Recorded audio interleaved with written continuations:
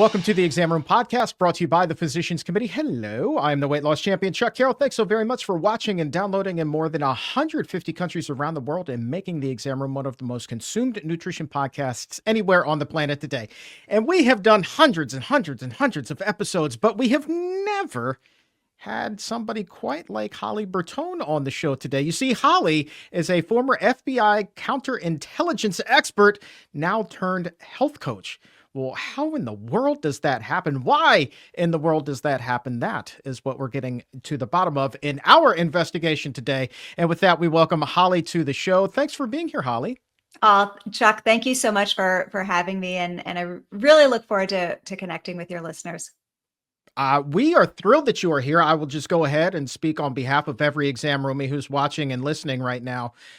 I feel like we got to start right at the top. How in the world does somebody go from being a counterintelligence officer to being a health coach? Like, you talk about two different career paths. You really are.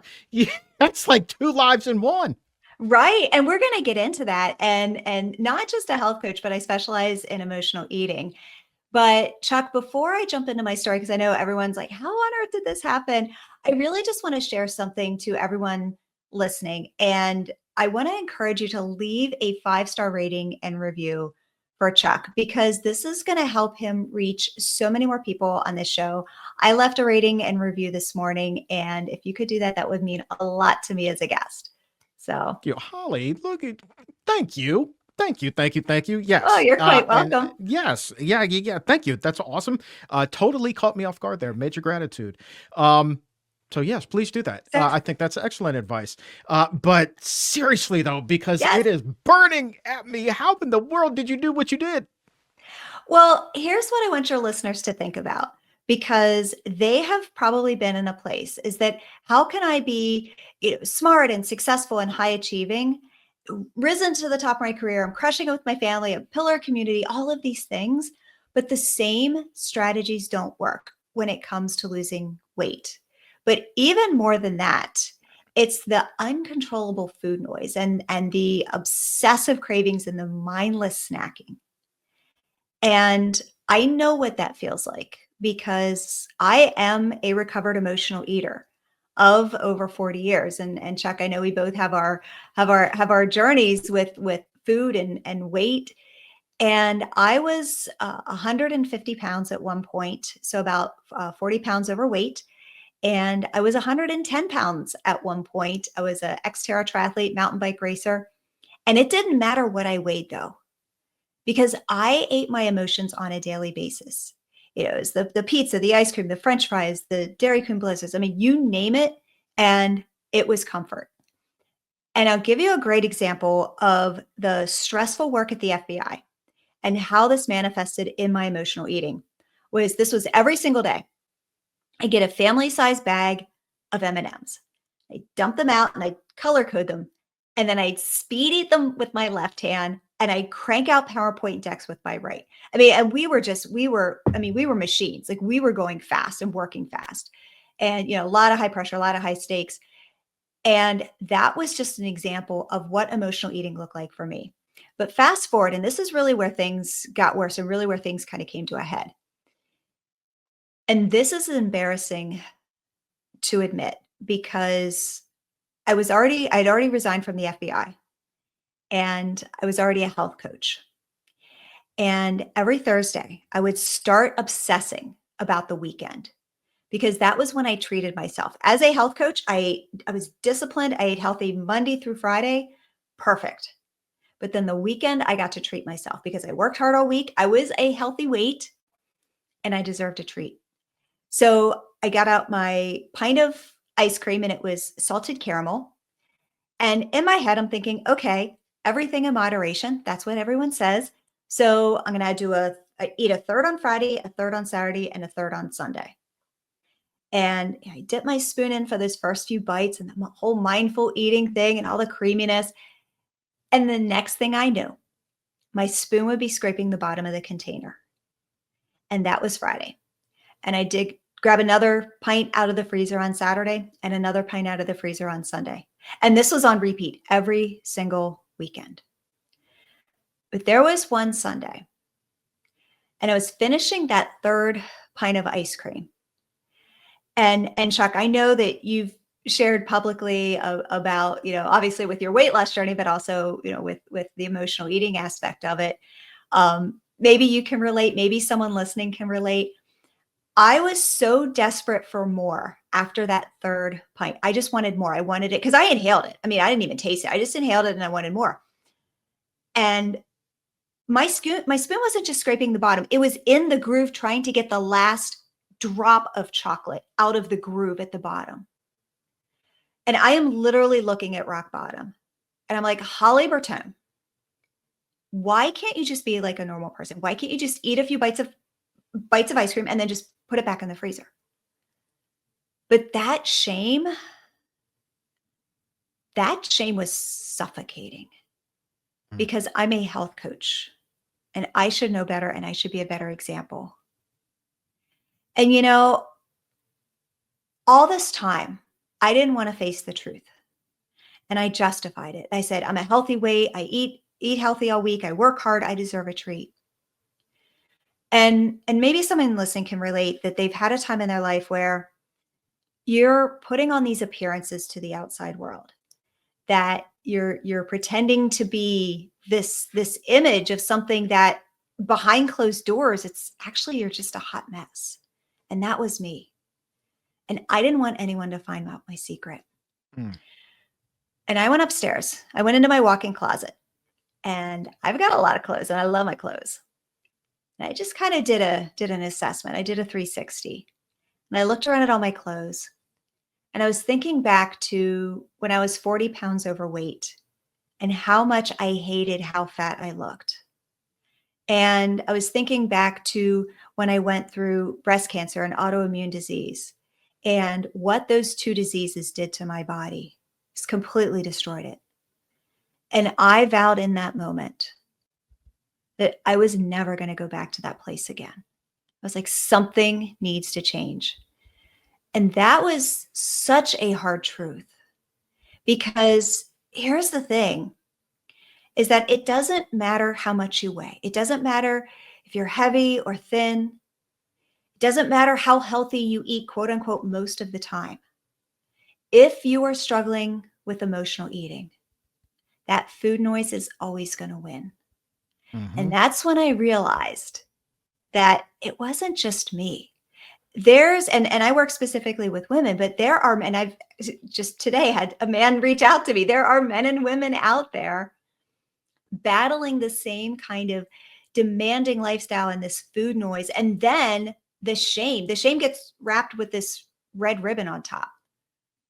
And that's when I became obsessed. I went full on FBI mode and went back to my investigative roots. And I wanted to uncover what the weight loss industry doesn't tell us. And that is that, it's not always about the calories and the cardio and the food and even just the weight or the scale or any of that. It's addressing those root cause triggers. It's addressing those automatic eating patterns that are driving our behaviors. You see, because these patterns control everything. So if we want to change, we have to rewire those patterns so that they can work in our favor.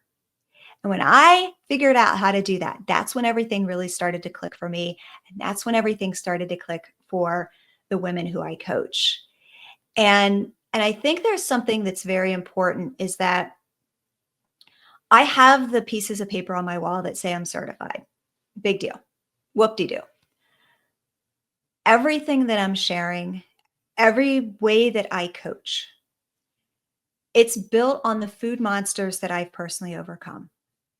It's built on my skills as the chief of staff for FBI Counterintelligence, the analyzing the patterns, countering threats. And then I combine that with the brain science and the power of neuroplasticity. And that's when things just absolutely take off.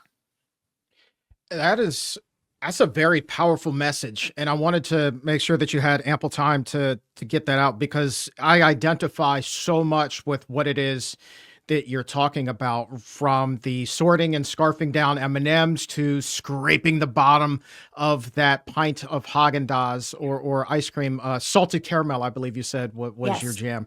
jam. Yeah, I mean, I understand that, and almost like a I can't believe that it's gone already and wanting more, but not quite ever getting excitement out of it. And there is a huge emotional component to that. Um, I guess what I'm wondering is number one, it, what in the world kind of vending machines does the FBI even have there? Are there healthier options for those that don't want the peanuts? Like, what's going on? I brought them from home, and then we also had the break room, so sometimes there were snacks in the break room. But it's been so I resigned back in 2017, so it's been a minute since I've been there. So I'm not sure what the snack situation is these days. Gotcha. I understand. But when you were there, it's like the traditional vending machines, you potato chips, pretzels, things like that. Yeah, and then so that was at headquarters. They had the traditional vending machines and the snacks and the break rooms in the cafeteria. And then when I was in Quantico, we just had the standard break rooms, and then we had all the snacks and everything in the break rooms. Gotcha. Um, how much stress was involved in your job? Because I would imagine, just based off of your position title and your rank, you're going to be really just enveloping yourself in stress day in and day out. Where you were psychologically at that point, would it even have been possible for you to consider eating a healthier diet? I mean, if I knew now back then, absolutely. But back then, I didn't have any of this. I didn't have any of these skills. My nervous system was completely out of whack. It was just constant stress. And then I would go train. I would go race my mountain bike. So I mean, I was an adrenaline junkie, and I was seeking it out. That was my dopamine reward. But it's interesting because so I was actually in project management. I wasn't an agent, but I the things that I saw and having that amount of stress, even from that, as in a management role, but even as a support role for the agents, it's interesting. The other day, someone asked me one of the most profound questions that I've ever been asked. And the answer had to do with keeping secrets. And it's a job where there are a lot of secrets, where you have to stuff things down and you can't talk about them. You see things that no one should ever see, and you can't talk about it. And there are so many parallels to that, to the secrets that we keep, whether it's from maybe being bullied or some childhood trauma or things that people said when we were growing up. We all have our secrets that we bring to the table. And then when we eat our emotions, that in and of itself is such a huge secret. And I'm just going to assume you've read the book, The Body Keeps Score, because it is such a light in our industry. And it is such a good book, but it's so true. I mean, the body does keep score, and we keep these secrets for years, for decades, and then we have secrets on top of the secrets because we want to mask what's really going on. Mhm. It's just one big perfect storm. And part of my mission is to break the stigma of what this is. I mean, everyone talks about weight loss, everyone talks about nutrition, everyone talks about macros, but how many people are talking about the shame and the secrets about emotional eating? And I want my voice to be heard, that there is no shame. And we can get into how our brain is wired, but our brain is literally doing its job. Yep. And Yeah. all we need to do is just follow a different system. There is absolutely no shame. I want to talk more about that, the way that the brain is wired, and the other thing that I forgot to mention, is that when you were finishing that third pint on a Sunday, you're normal.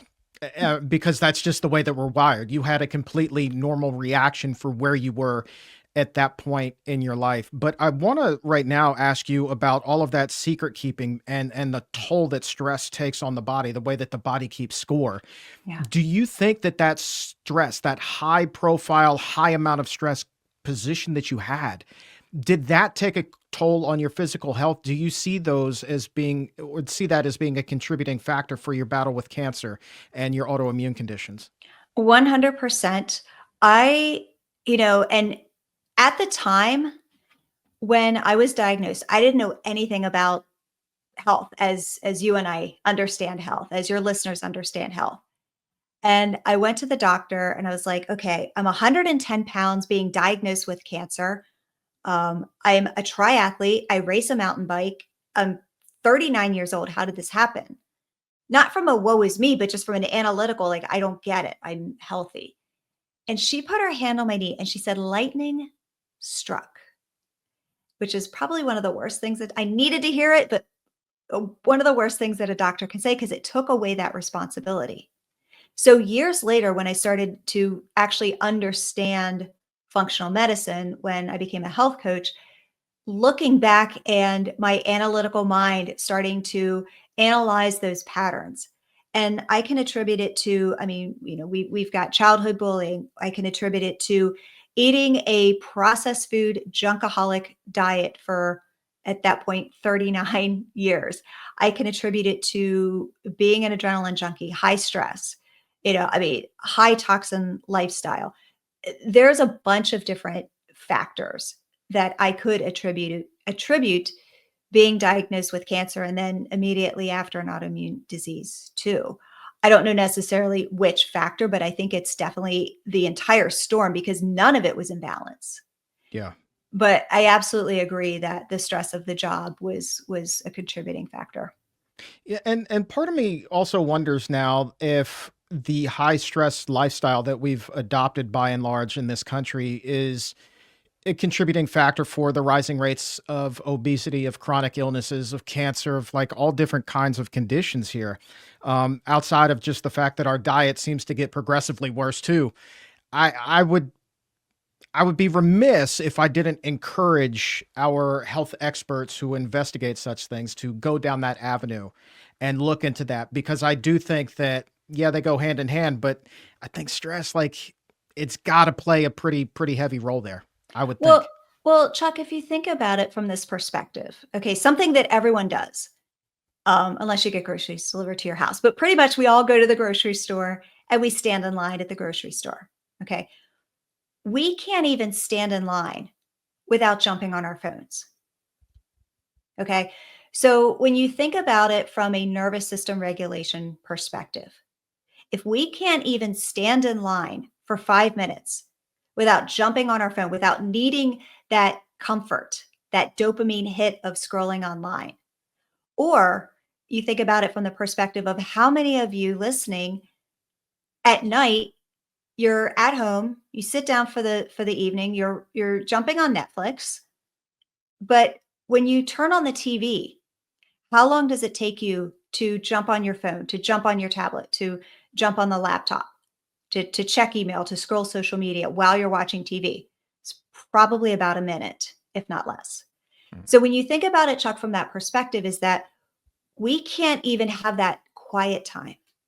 So when these big emotions, the anger, the jealousy, the betrayal, the agitation, the anxiety, I always like to say anxiety is always the co-pilot. Anxiety seems to just always be in the car regardless of what emotions coming up.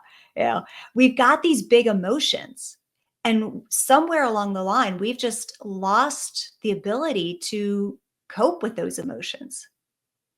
So, like I said, we can't even be quiet and still for 1 minute or 5 minutes. How is our nervous system supposed to regulate itself when we have these big emotions?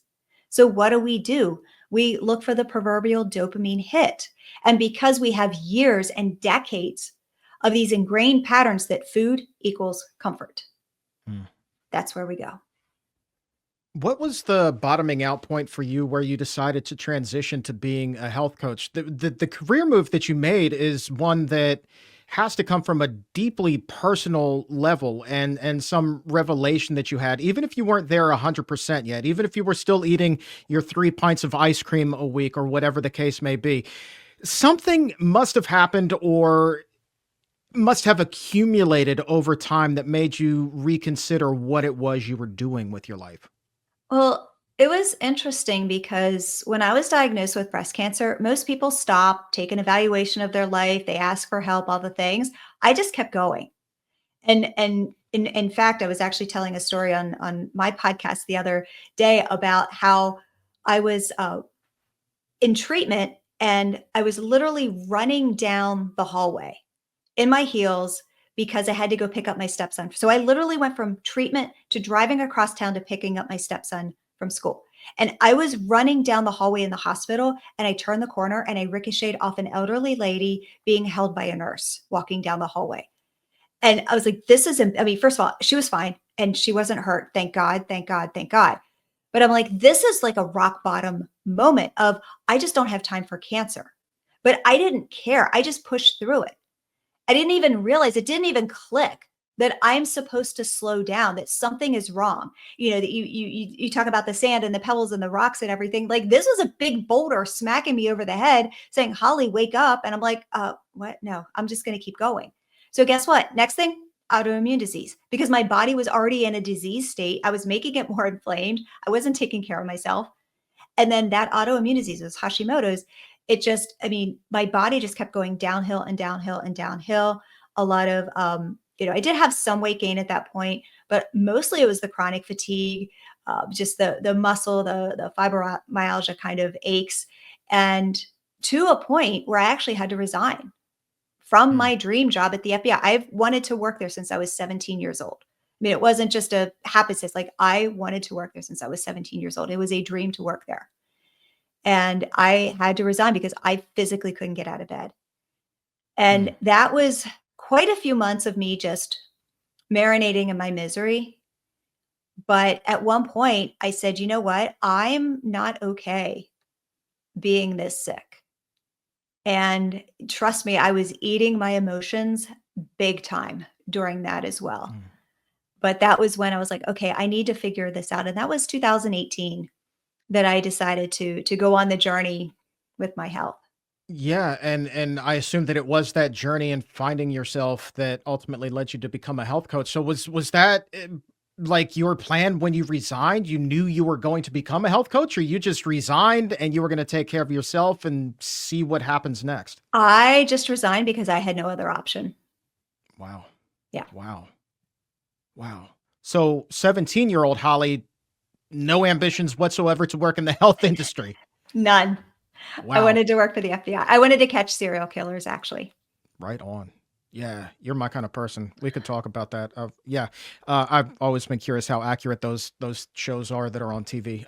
But anyway, that's a story for another day. I'm fascinated by yours. So, how far were you into your own health discovery journey? That process that you decided, yeah, I want to help other people too. You know, it didn't take long because I was always that person. It didn't matter what was going on in my life. I was that person even before social media existed. I would send out an email and, share a story with some friends, or I was always that person. I was, doing some training at work or finding a way to help other people. If I went through something and I'm like, okay, I need to go help someone else who's going through the same thing. So that was always ingrained in me. I mean, from the time that I can even remember. So it was just a natural segue and I started down this path and got my health coaching certification to then start coaching. And then as my journey progressed to really just start focusing on emotional eating, because I was like, you know what, this is the sweet spot and this is where I am meant to be, is to, I just have such a heart because again, like I said, there is so much shame. And for women especially, men too, man, we all just carry it around and it's unnecessary. Oh, 100%. Let me tell you something. Us guys, we like to put on that front. You know, Yeah. we really do like we're tough, man, but we carry around as much baggage as the next woman or anybody else. I mean, like we all have our bag of S, and I will not say the whole word, but believe you me, we all got plenty of it that we're shoveling around every single day. So, yeah, keep that in mind, fellas. It's okay not to be okay. Yeah. Um, Daggone. That's just wild. Let me ask you this. So this is kind of a personal question, and I Mhm. hope you don't mind my asking. Loneliness and isolation, when we don't have a lot of friends, that can be stressful and depressing and emotions And that could drive you to eat as well. Having the type of career that you did in the FBI, where you're the keeper of so many secrets, did you find it hard to develop relationships outside of work? Did you feel lonely? So, oh, that's a great question. My world so I had a lot of work friends and, and we did stuff after work as well, but my world was first it was racing, so I was a competitive mountain bike racer. So my world was either after work or on the weekends hanging out with people who mountain bike, and there's not a lot of talking. We're just riding mostly and it's chit chat. And then I got married and my now ex-husband then at the time, he's a Green Beret. So we both had, we would come home from work and, we could talk superficially. We could talk water cooler stuff, but, we both came home from work and we knew that there's certain things you just don't ask about. There's certain things you just don't talk about. Gotcha. All right. Well, I want to talk about your program. That's something that we 100% can talk about. It should never be classified, forever declassified. Why? Because the world needs to know how to get some help. One of the things that you had marked down with your program is that you have this signature, what you call three-step process that combines, what you learned in the FBI with neuroplasticity, which is also a word that you mentioned earlier in the interview. So number one, for those who aren't familiar what neuroplasticity is, can you start with that, what neuroplasticity is, and then what that three-step signature process is? Absolutely. And I will actually define neuroplasticity as I walk through the three steps because it's easier to kind of paint the picture as we go. But if I could just take about 2 minutes before I get into the three steps, what By I all want to means. do is I'd really like to talk about what we currently believe that might be holding us back, that might be one of those myths that the industry tells us or kind of the misconceptions, because I think so often and there's three big ones. And I think so often we think that this is the only answer. So I just would like to address that for a minute or two before I get into the three steps, if Oh, that's we'd okay. love some myth busting. Bring it Yeah, on. Give me the awesome, top three. awesome. So, and I'm not going to get into diets and stuff like that. I'm talking about the big three: moderation, mindful eating, and willpower. And here's the thing, and I want to be crystal clear. I do not want, I mean, I don't care. The haters come for me, but I want to be crystal clear with this: is that I believe in them and I believe that they work. But there's a caveat. What I find is that if someone is struggling specifically with that emotional eating, with that food equals comfort, with the mindless snacking and the cravings, that there is no amount of moderation, mindful eating, and willpower that is going to work. It will work on the other side. But what I find is that so many people think that this is what they're supposed to do. And I like to think of it from the perspective, and I can get into just a tad of science too, but just if you're listening, I want you to think about these from a very specific perspective, because again, these have been so ingrained. Willpower is basically like a SWAT team coming through with a Cabbage Patch Kid. Like the SWAT team is armed with a Cabbage Patch Kid. That is willpower. That's why it doesn't work. All right. It's well said. Yeah. Well said. Yeah. So everything in moderation. This is like a Bravo housewife not trying to stay calm on a reunion show. Okay, not gonna happen. She's gonna flip out. And then the just have one bite or the whole mindful eating. This is the equivalent of the late night infomercial. But wait, there's more. And the next thing you know, there's like 50 ShamWows on your doorstep, right? So I kind of joke because I want people to not just be like, yeah, mindful eating, like I want them to actually start thinking about it from a different perspective. Yes. And there's researchers at MIT, and what they found, this is going to blow your mind, that the decision for that craving, it happens in about half of a second, 1/2 of a second, that the brain has already made the decision. I want that food and I'm going to eat it no matter what. So then what happens? This is when dopamine kicks in. And we think dopamine, we're like, oh, that's the chemical with like the babies and the puppies. It's the reward chemical. Yes, and it's actually the anticipation chemical. So dopamine is created in anticipation of eating food. It hits before the food even hits our mouth. So we've got half of a second, and this is important because this we're going to come back to this in a minute. You got half of a second to make that decision where our brain's like, I want that food, I want it now. And then the dopamine's kicked in that anticipation. And then the food goes to our mouth. So you can understand this process. And then, on top of it, let's talk about the ego depletion theory. And that is, and I want your listeners to think about it. Are your cravings ravenous first thing in the morning? Like you wake up, you get your coffee, you get your shower, brush your teeth, you get downstairs. Are you like, oh my goodness, I am raiding the pantry?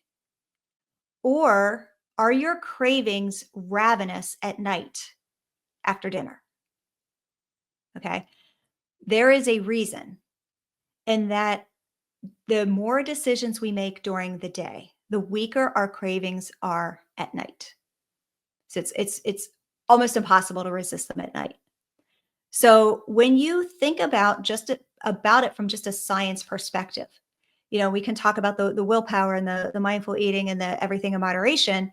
You're like, okay, it's starting to make sense that we need to look at this a little bit differently.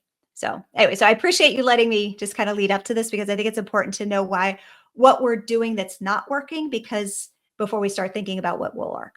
100%. That's a heck of a table setter there. I agree with so much of what you said. Willpower is definitely a joke. Everybody thinks when they're going on that diet that they're going to have willpower. No, no, no, no, no, no. But I never really thought about what you said is like, you will have that when you get to the other side. It's like, she's so right. It's like, that's when I finally understood what willpower is and how to exercise it. Outstanding. Good table dressing. Thank you so much. The stage is yours once again, Holly. Thank you. So how I like to frame this is, I never learned to parallel park. I grew up in the middle of central Pennsylvania. We had cows and cornfields. We did not learn to parallel park. So I moved to, the DC suburbs, and I was stuck either having to learn to park or drive around the block. So I drove around the block. So I never learned. Okay. And yeah, so fast forward 2021, I bought a brand new Hyundai Kona. And that brand new Hyundai Kona had a backup camera. And all of a sudden, guess what I could do? I could parallel park. I could parallel park. Bravo. I never learned to parallel park. I just had a tool that helped make it a lot easier. So that's all that this is. That's all that neuroplasticity is. All right. So step one is see it. And this is where I like to use FBI inspired. We go full on pattern analysis. So we're going to uncover those hidden patterns first. So we're going to uncover the hidden triggers behind why the emotional eating actually happens. Because when you can actually understand the why you reach for food, it's going to be a lot easier to take those steps to mitigate it. So you can think about it like a path in the woods. And our brain has this well-worn path in the woods. And that path is the only path that our brain knows right now. Food equals comfort. Food equals comfort. It is comfortable. It is known. Our brain likes to be safe. Our brain does not like to exert energy. Our brain just wants to hang out on the couch and watch Hallmark movies with a cup of hot chocolate. Like, that's what our brain wants to do. All right. So what we need to do is we have to get out our gloves. We have to get out our work boots, right? And we need to clear a new path. We need to do some manual labor, right? We got to cut down the bushes where there's a bunch of thorns. We're probably going to get a little bloody, get some thorns in our arm, right? There's probably going to be some snakes. There's probably going to be some spiders. Like, it's a little messy out there, but we have to clear a new path. And so step one, see it, is the observation. And I love to tell my clients the win is in the awareness. It's like, oh, Holly, I was quote unquote so bad. I ate 2 cookies, but then I put it down. I put the bag down and I didn't touch them. Okay, the win is in the awareness, right? And I like to think about see it. So last year, I had a speaking engagement at MIT, and the flight was delayed 3 hours. So I'm just sitting there and I'm working, whatever. But I'm watching. The psychology major in me, the 17-year-old that wanted to work at the FBI, was watching everyone else. And I was watching their behaviors. And you had half of the people running to Dunkin' Donuts, and they're getting the donuts and the bagels. and and they're loading up. And then the other half, they're going to the bar and they're starting to drink at 8 o'clock in the morning because there was a stressful event. The plane was delayed. They have a meeting to get to on the other side. They have a work thing, they have a family thing, they have whatever, graduation. So it was a stressful event for them. So they went for the food, they went for the alcohol in response to that stress, right? So see it, now obviously I was an observer, but see it is that observation. Does that make sense? Absolutely, 100%. And yeah, I think seeing the world through your eyes would be a fascinating thing as well. So that's see it. And yeah, yeah. How many people, by the by, did you just observe exercising healthier habits, pulling an apple out of their bag, something like that? None. Oh And dear. and the other half, so the half, the other half, they went up to the counter and yelled at the attendants. So Ah, there was that too. all healthy habits, no doubt. All right. So Fight, that's see flight, it. freeze, and Yeah. fawn in full display. Yeah. All right. So we've got see it. What's next? So step 2 is stop it. And this is where we take FBI inspired tactics. We are going to interrupt that cycle in real time. We're going to stop those cravings before they take over. Okay. There's no willpower. So when you think back to that path in the woods that I just talked about, so you've got the well worn path. So right now we're making the new path, but it's not quite ready yet. So when you think about you're walking up to that fork in the path, so you could go to the old path that we know, or we could go to the new path that's still being built. So that's exactly where stop it happens. Is we are at that V in the path where the path splits, and we are telling our brain, don't go down that old path anymore. You got to go down the new path, even though it's still being built. And how we do that is with countermeasures. So you might be thinking, okay, Holly, countermeasures. What are countermeasures? So what do they mean with emotional eating? Because I know this sounds crazy, but trust me, it works. Okay. Countermeasures, they are strategic actions to prevent a threat before it happens. And I did it at the FBI. That's exactly what we do with emotional eating. All right. We are going to intercept those cravings before they take over. You've got spies and espionage over here. You've got cake day at the office over here. And it doesn't matter because a threat is a threat. And what we are going to do, we are going to interrupt the dopamine. Now, in 2020, I did it. I got a puppy. I got a pandemic puppy. He's a pug and his name is Hannibal. If you think, No yeah, way. if I you think that's love it. funny, you're my people. Oh man, that is, oh yes, 100%. And he has like his little tongue that's always sticking out. It's So hilarious. good. So good. Yeah. So good. Okay. So, All right. 'cause I You thought that win. was funny. You win. You win the day. So yeah, but I mean, what do puppies do? They pee everywhere. Like we got to take them out every 2 or 3 hours. You have to potty train a puppy. So that's exactly what we're doing. We are potty training our brain. That's all we are doing. Because now he's almost 5. And guess what? He rings a bell when he wants. I mean, obviously I take him out, but if he wants to go out on his own, he'll ring a bell and I'll open the door for him. That's it. Retrain the brain. I like it. So we've got see it, we've got stop it, and what's number 3 there? I'm assuming it's something else alliterative. It is. Step 3 is shift it. So we've got see it, stop it, shift it. And this is where we actually do rewire those automatic responses so that it's more of a effortless relationship with food, that it actually lasts. So we've got the old path, we've got the new path. Well, now that new path is the shiny new path that our brain loves. That's the familiar path that our brain, we come up to that V in the path, and our brain's like, oh, let's go down the new path now. And now that old path, it's just kind of getting overgrowth. And I want to share a study. And this is kind of cool because it's the London taxi cab driver study. And it was in the year 2000. And if you think back to 2000, we didn't have Garmin's or smartphones or GPS or anything like that. We had maps. And what they found, the London taxi cab drivers have to go through this rigorous training to learn the streets of London. And what they found was that the area in their brain that was responsible for memory and navigation, so the hippocampus, was actually bigger than the control group. And the drivers that were there the longest had the bigger region in their brain.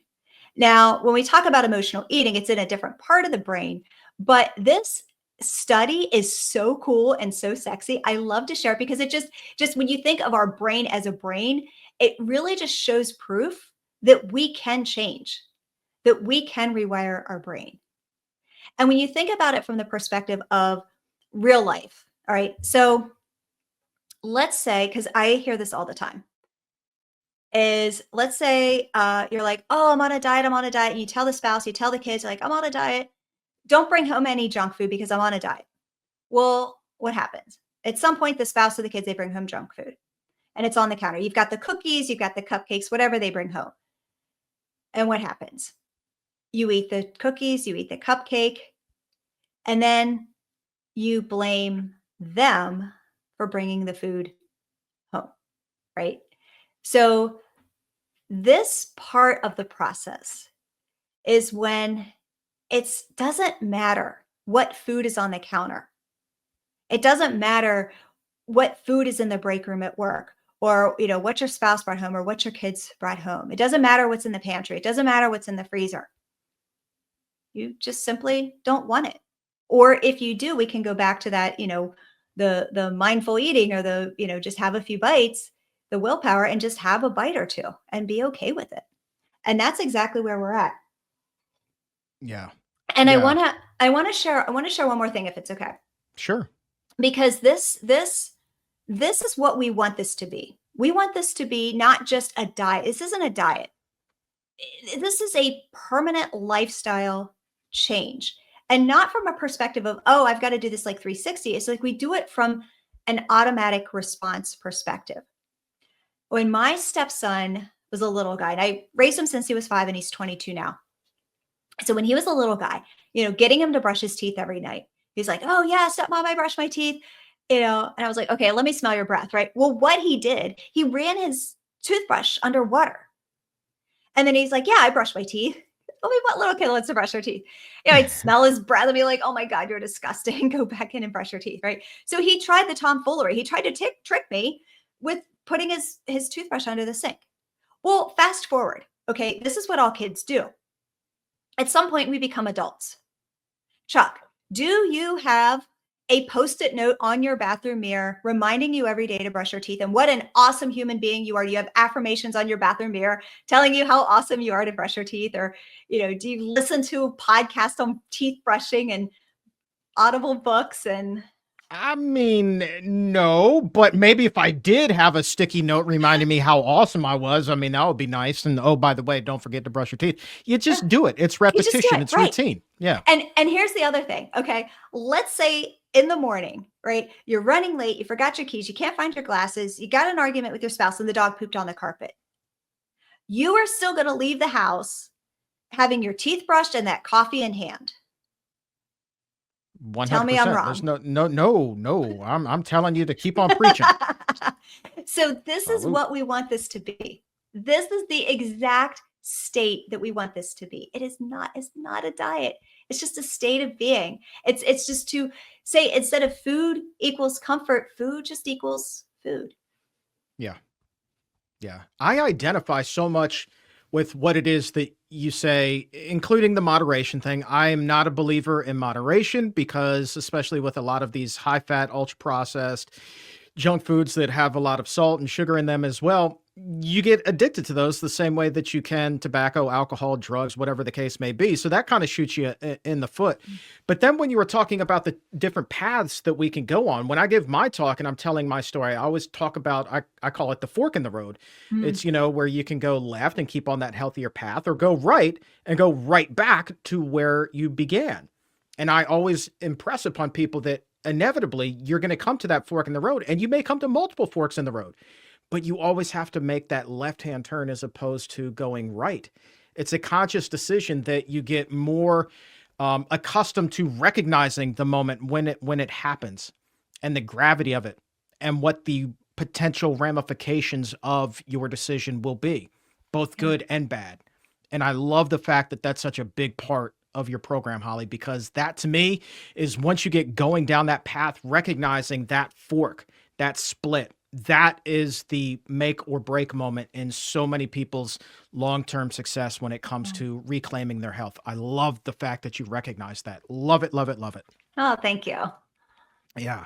So if somebody wants to work with you, Holly Bertone, how do they get a hold of you? HollyBertone.com, I'm assuming? Yes, and I actually have a gift, since someone listening has stayed to the end of the episode, and it's something that I actually only offer my paying clients. And it's a bundle for emotional eating. It's the emotional eating tactical blueprint. And ideally, I mean, I do work with a few men, but ideally, high achieving women who really aren't in control around food and you're stress eating and you're snacking, you're just hijacked by the cravings and the food noise. This is for you. And so there's two things. And the first thing is it's a quiz, but it's actually designed like a psychological analysis. And you're going to uncover your number one emotional and stress eating trigger to understand what those triggers are so you don't feel like the victim to them. But the second piece of this bundle is it's called the crime scene files. And it's I only offer it to my paid clients. It is so cool. You are never going to see this anywhere else. And basically, you're going to be able to understand the patterns and have these tactical tools to intercept your triggers and your behaviors. And this is actually designed true crime style. So if you love the true crime podcast or the CSI and the Law and Order shows on TV, you are going to get totally geeked out by this. And there's no diets anywhere. So if you want the emotional eating tactical blueprint, again, totally free, you can go to my Instagram, and that's at holly.bertone, Bertone, and DM me the word blueprint. That's holly.bertone, Bertone on Instagram, and DM blueprint, and I'll send it right over. Awesome. And listen, we've made it real easy. There's a link to that in the show description and in the episode notes. Can I do that even though I'm a guy? Because I'd be real curious to do that. And then stay tuned if you're listening to the podcast, because I'm going to talk all about it as soon as we wrap up this interview. Absolutely. I actually had a guy like look at it real time, and he was like, "Oh my goodness, this is the coolest thing I've ever seen." So yeah, absolutely. Super cool. Super cool. I want to have you back. I want to keep bringing you back because I love your story. I feel like you get it. We come to it from like two completely different walks of life. Yeah. But at the end of the day, there's a lot of commonality between, what it is that you have learned in your journey and what I've learned in mine. And now we're both using it to help people. And oh, by the way, the fact that you were in the FBI, I think is just the coolest of the coolest things in the history of ever. So and now you're talking health. Like for me, being able to at one point cover the NFL and now doing this, it's the coolest thing ever. So I would imagine you probably think life is pretty freaking amazing too, despite the trials and tribulations. Yeah, and Chuck, I absolutely love this platform that you have. I mean, you just give so many people hope with your stories and your guests. And thank you so much for having this opportunity to share my story as well. Oh, it's my pleasure. Thanks for being here. And we look forward to talking with you again soon, Holly.